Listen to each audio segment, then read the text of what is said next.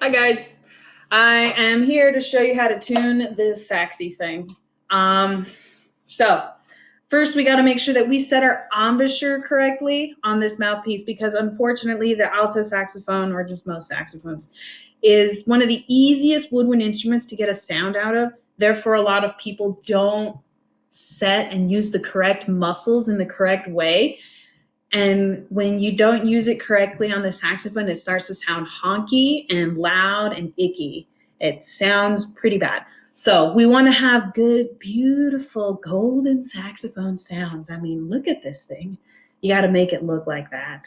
Make your sound cause people to think of beautiful gold meltiness. Unfortunately, I'm not that amazing. I've heard saxophonists that are that amazing, and oh my goodness, I wish I was like them. But I know how to start and I know how to not sound bad. Okay, first off, make sure that your reed is positioned on here correctly, the way it ought to be. It's straight from here. If you need to use your fingers, this is definitely how I set my reeds first. When I put my reeds on my mouthpiece, I always start by putting the reed on here. Then I slip the ligature over top, make sure not to crack the reed, and then the ligature's on here. The reed is totally wonkus. So at this point, I take two fingers and I start adjusting it, and I use my thumb down here to push it up and down, make sure it's even with the top, okay? And then once my fingers are where they ought to be, I take my other hand and I just adjust and tighten my mouthpiece where it ought to be. Now my reed is centered, okay? Next, we set our embouchure. There are 3 steps to setting this embouchure. A lot of people play it wrong, and it's not a controlled sound. Step number 1, a lot of people forget this step. Roll your bottom lip over your top teeth, okay? You got to roll it. Some people play whoo like that, where they just stick both lips out, and it's not controlled at all. And it's difficult to adjust your intonation if you end up being really flat at some point. So over the top teeth, or over the bottom teeth, lip over the bottom teeth, and then you bite down with your top teeth. And then the second part, where you close the third part, where you close the rest of your mouth over the mouthpiece, your mouth is like open over it, and then you're gonna go whoop all the way around it. Like the backpacks, these little drawstring backpacks, okay? You know these ones with the strings? Yep, you're gonna close your mouth around it like shoop. So evenly all the way around, okay? And as you play, you got to make sure that your chin is pointed and not too flat like this.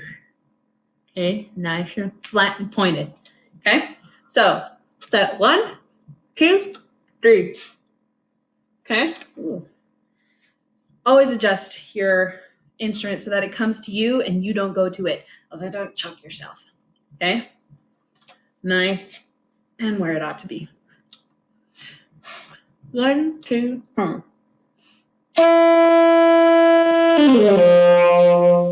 Now, this is a correct and beautiful embouchure.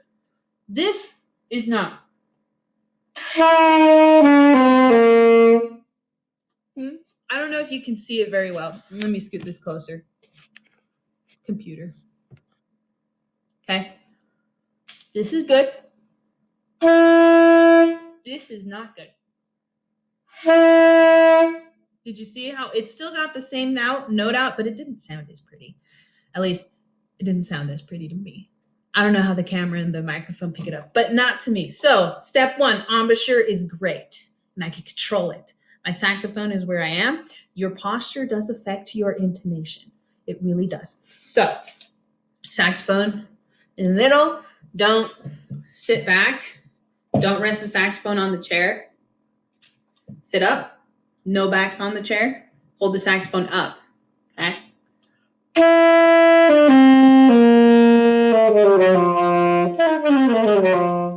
Okay, now we're going to go into tuning. We've made sound and it's beautiful and controlled. And we're going to go into tuning. Now, everyone has SmartMusic. You can see this here on the screen. I'm going to click on just one of the assignments that we've got. I'm going to select alto saxophone, because you have to use the tuner on SmartMusic, you need to open an assignment or have a something open. Music tune piece of sorts. And there are the instructions. We're not going to care too much about what this assignment is right now. What I want to focus on is using this little thing right here called a tuner. It's amazing. Now, let's talk about the pieces of the tuner that are right here. We've got our dial, and it's going to show us if we're perfectly in tune as long as it's right in the center. If it's hanging out on this side of the screen, that means it's flat. If this dial is moving to this side of the dial, it means it's sharp. You see that sharp sign? Sharp, what does sharp mean? Sharp means we go up in pitch, and flat means we go down in pitch. Okay. So we're going to use concert B flat. This tuner is written in concert pitch. So we're an E flat instrument. It's weird. Okay. We play E flat and no, we play a C, and the rest of the world hears an E flat. So we'll talk about why that is at some other point, but for now, we're just going to remember that G is concert B flat. Okay, let's play the G's. Let's see where this is landing right now.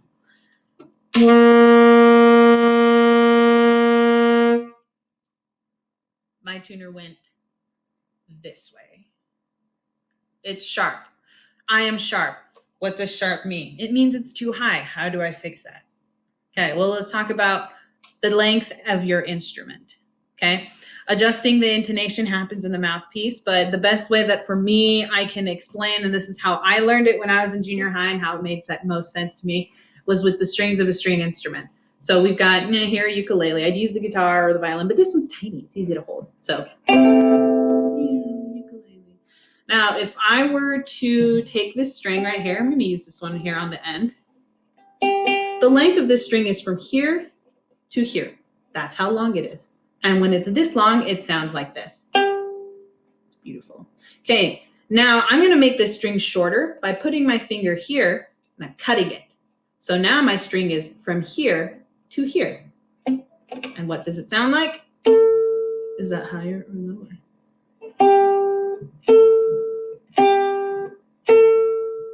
Okay, if I make it even shorter, higher or lower? Do you get the concept? When I make my string shorter, it gets higher. When I make my string longer, it makes it lower. It's physics. That's just the science behind music and sound. If you really want to get more into it, I'd have to do some research on the best way to explain it. It makes sense in my head, but that was college. So make your instrument longer, make your instrument shorter. Now, this is the length of your instrument. The length of your instrument is from this bell all the way to the tip of your mouthpiece. And the only way that we can adjust the length of the instrument is right here, for moving our mouthpiece in and out of the cork. So my B flat, concert B flat, was landing a little on the sharp side. So I need to make it lower. So I need to make my instrument bigger. The way I make it bigger is I'm going to pull out. Okay. Okay, I have pulled out a little bit. I made my instrument longer. So let's see where it lands.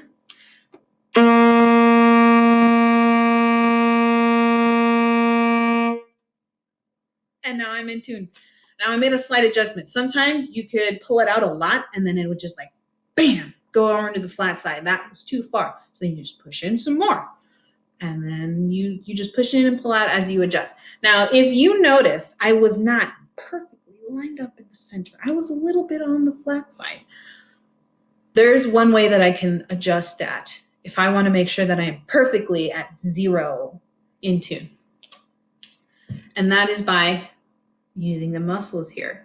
Now, one way to tighten up is to, I don't want to say tight, don't bite. You're just going to firm the corners of your lips in a little further closer into the mouthpiece. Okay.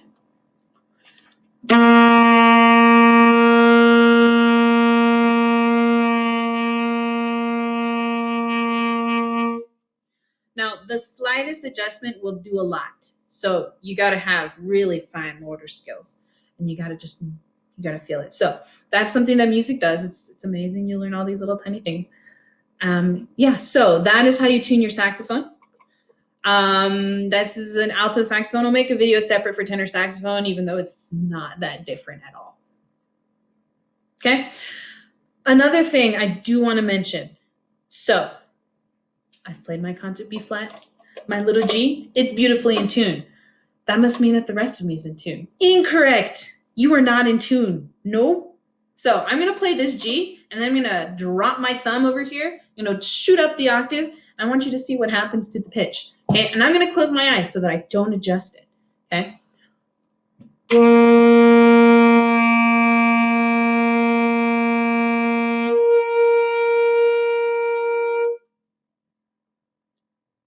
I went sharp? Yes. It's very normal to get really sharp as you play higher in the saxophone. And the reason why we do that is because to play those higher notes, you kind of have to tighten and firm up a lot of this stuff here. And most saxophonists have the tendency of biting even harder and pushing on that bottom part of the reed. Yes, it does help to get the pitch up, but you got to make sure that it's not your tooth, it's not your teeth in your jaw doing the firming up. It's your muscles of your lips, okay? Your teeth still have to be so far apart. Your muscles help adjust the pitch. The inside of your mouth still has to be as open as it was at the bottom. Okay, so. Okay.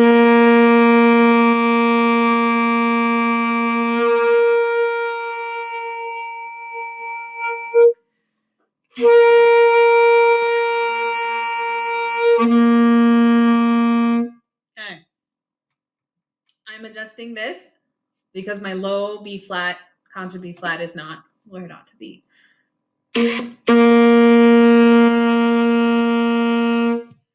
Almost.